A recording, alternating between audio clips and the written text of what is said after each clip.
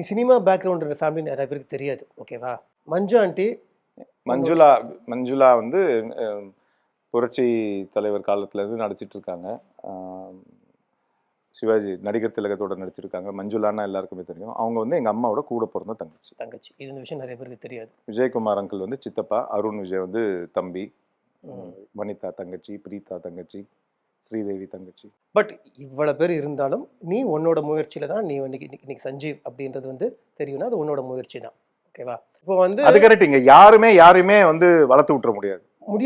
இங்க வந்து அது ரொம்ப இம்பாசிபிளான ஒரு விஷயம். இங்க வந்து நம்ம இன்னைக்கு நம்ம யாரா இருக்கிறோமோ, நம்ம இங்க இருக்கிறோமோ அது காரணம் நம்ம மட்டும்தான். ஸோ இங்க யாருமே இன்னாரோட பையன், இன்னாரோட சொந்தக்கார, இன்னாரோட மச்சான், இன்னாரோட தம்பி அப்படிங்கிறதுனால யாருமே எவ்வளவுமே வந்துட முடியாது. ஸோ நம்ம இன்ட்ரடக்ஷன் வேணா கிடைக்கலாம், ஒரு என்ட்ரி பிளாட்ஃபார்ம் வேணா கிடைக்கலாமே தவிர அதை நம்ம எப்படி யூஸ் பண்ணிட்டு வரோங்கிறது நம்ம கையில மட்டும்தான் இருக்குது. அது வந்து அந்த விதத்துல நீயும் ஒரு பெரிய எக்ஸாம்பிள் தான். உங்க அப்பா மிகப்பெரிய மியூசிக் டைரக்டர் தான், நம்பர் 1 மியூசிக் டைரக்டர் தான் ஒரு. ஆமா. பட் அந்த டைம்ல நீ இது எனக்கு தெரிஞ்சு இன்னைக்கு வரைக்கும் நீ உங்க அப்பா பேரை யூஸ் பண்ணதே கிடையாது. நான் எத்தனையோ கம்பெனில போய் சான்ஸ் கேட்டிருக்கேன். அங்க கூட நீ போய் நான் வந்து இன்னாரோட பையன் நீ சொன்னதே கிடையாது. எனக்கு சான்ஸ் தாங்கன்னு தானே சொல்லி கேட்டிருக்கேன். அதெல்லாம் தான் நம்ம 2 பேரும் கத்துக்கிட்ட விஷயங்கள் லைஃப்ல. ஸோ அதை பத்தி தான் இன்னைக்கு வரைக்கும் ஃபாலோ பண்ணிட்டு இருக்கோம். அவ்வளவுதானே.